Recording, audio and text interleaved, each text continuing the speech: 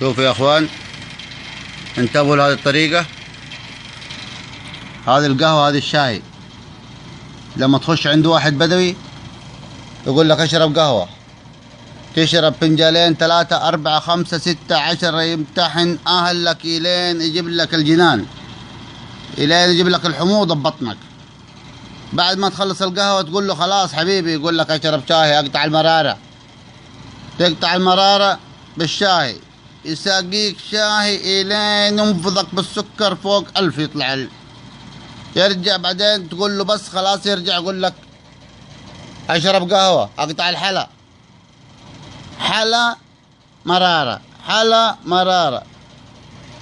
بالطريقة هذه يا اخوان، جميع الناس اللي يروحوا عندهم اصحاب بدو، انا اكتشفت طريقة عشان ينفك منه مرة واحدة. يصب الحلا المرارة على الحلا كذا، يصير الشغل ما يحتاج. يعني اعتبروه ابتكار بسيط يا اخي.